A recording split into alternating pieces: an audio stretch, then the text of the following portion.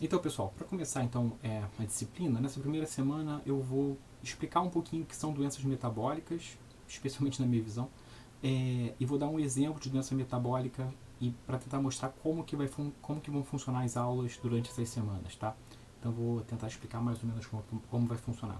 A minha ideia então é falar um pouco da base da doença. Então, se você não fez bioquímica, se você não fez fisiologia, que não são pré-requisitos para essa disciplina, não se preocupe. Seria bom que você tivesse feito bioquímica 2 já. Mas a ideia é que a gente vai dar uma revisão de bioquímica 2 e fisiologia para explicar a base daquela doença, no primeiro momento. No segundo momento, a gente vai falar o que pode dar errado, que vai causar doença. E num terceiro momento, se tiver, a gente vai falar de tratamentos atuais e futuros tratamentos para aquela doença. Tá? Então, assim que vai funcionar, é isso que eu vou querer mostrar para vocês durante essa primeira semana, como vai funcionar a aula nas próximas. Tá ótimo? Então, vamos lá.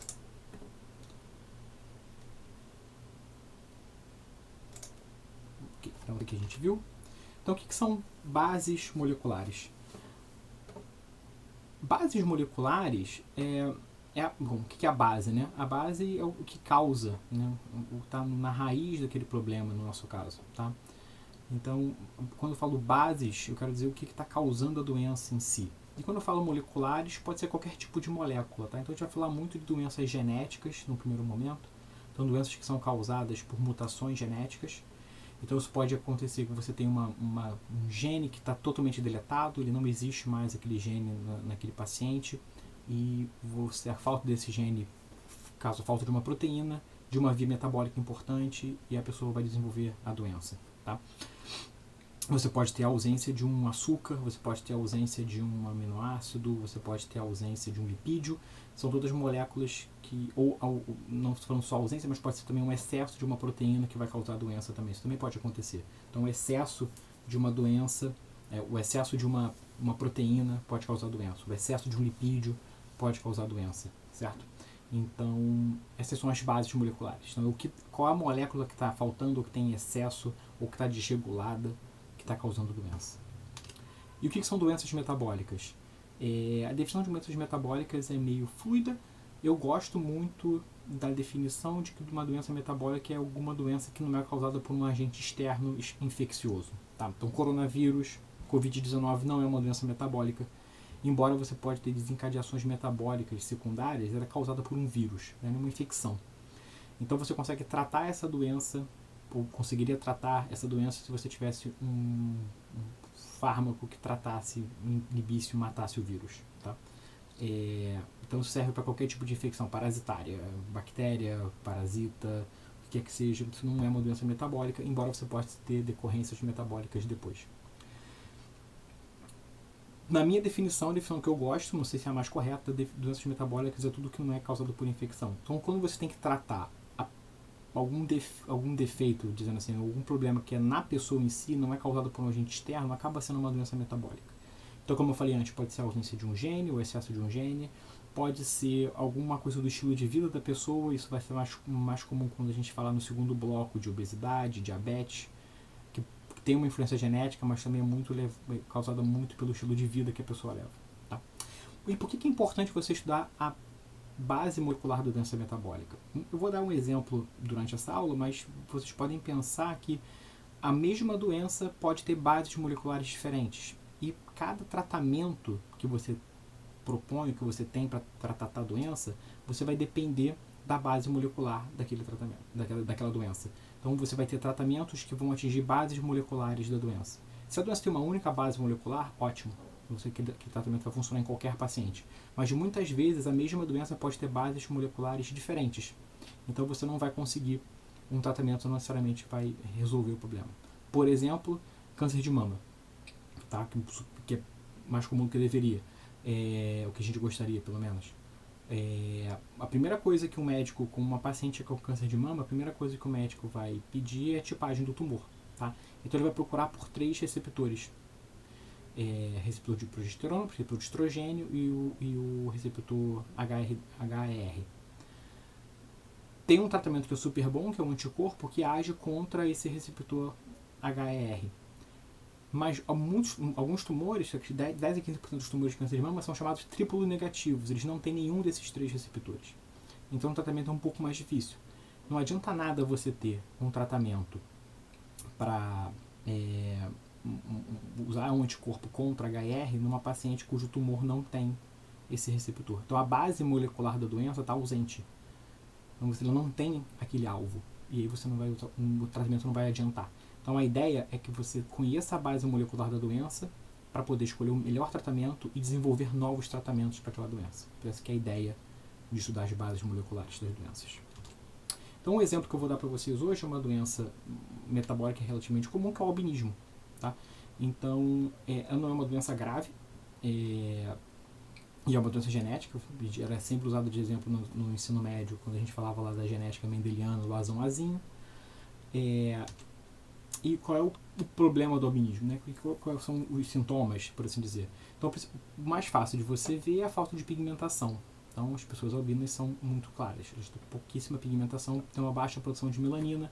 Normalmente tem pele muito branca, cabelo louro e os olhos também bem claros. Tá? Isso não é um grande problema para as pessoas. Tem alguma dificuldade no estilo de vida, talvez. Então, pessoas que não podem pegar sol, pele muito branca, então pouca produção de melanina. E a melanina é importante para a proteção contra os raios ultravioleta. Então, pessoas albinas têm um risco muito aumentado de ter câncer de pele, por exemplo. Então, eles têm que estar usando sempre evitar sol, usar sempre filtro solar.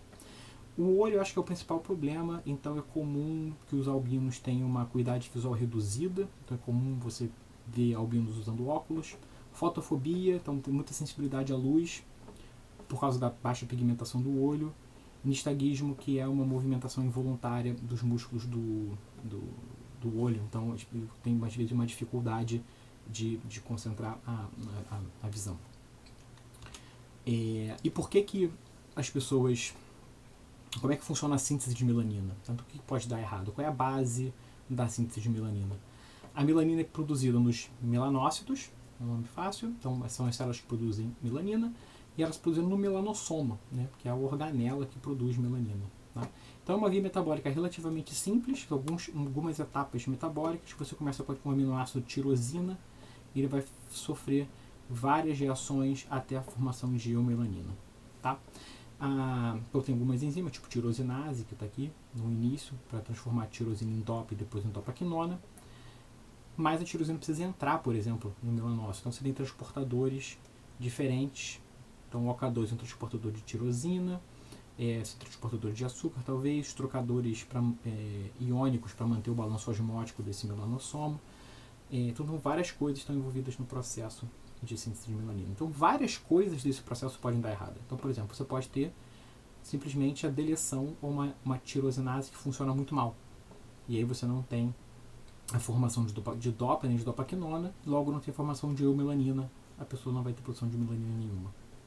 Então isso é o mais óbvio que pode acontecer. Mas você pode ter falhas em várias dessas etapas, com diferentes fenótipos, então diferentes graus de albinismo ou outro tipo de problema.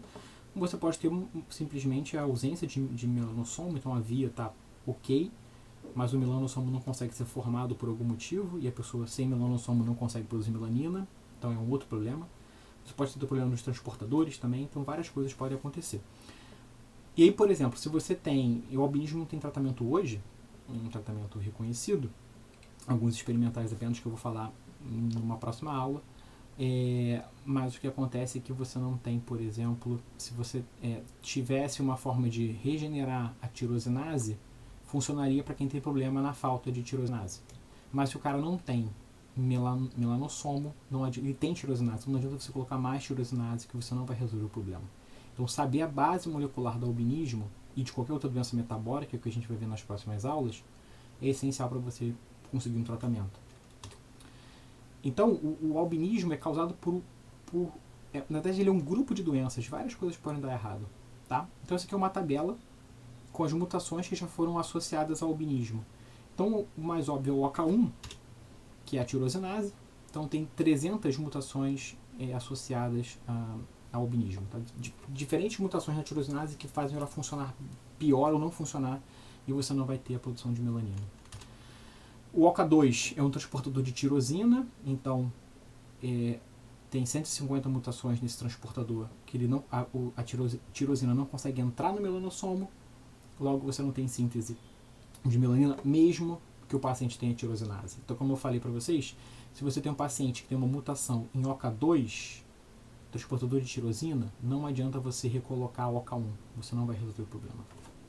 E as coisas vão ficando mais complicadas. A OCA3 é uma segunda tirosinase, que também pode dar problema, mas ela é menos comum. O OCA4 tem 78 mutações relacionadas ao albinismo. Ele é um transportador específico de melanócitos. Então a única coisa que a gente sabe sobre a proteína é que ele é um transportador. E ele está em melanócito. Você não sabe o que ele faz, o que ele transporta. Pelo menos até a metade até 2014 a gente não sabia o que ele transporta. A gente só sabe que ele está presente em melanócitos e quando ele está ausente ou com defeito, a pessoa desenvolve o albinismo. Mas a função específica a gente não sabe. O OCA6, que é bem mais raro, tem 2 mutações associadas, é um trocador de cálcio e sódio, então ele está envolvido de alguma forma no balanço osmótico da célula, mas a gente não sabe qual a função exata dele na síntese de melanina. E acho que para mim o mais divertido é a OCA7, que é uma proteína rica em leucina. A única coisa que a gente sabe dela é que ela tem leucina pra caramba na sequência primária. A gente não sabe se ela é uma enzima, se ela é um transportador, se é uma proteína de ligação, não faz ideia do que ela está fazendo na síntese de melanina, mas a gente sabe que ela tem leucina pra caramba, é a única coisa que a gente sabe. Então tem muita coisa para ser estudada. Então o albinismo não é uma doença muito estudada, porque não é uma doença muito grave, não tem muitas pessoas que são albinas, logo você não vai ter muito lucro para a indústria farmacêutica em estudar essa doença para conseguir um tratamento. Mas ainda assim, universidades estudam o albinismo, vários grupos de pesquisa estão envolvidos nisso, e ainda assim tem muita coisa para ser descoberta. Tá? Eu usando o albinismo de exemplo.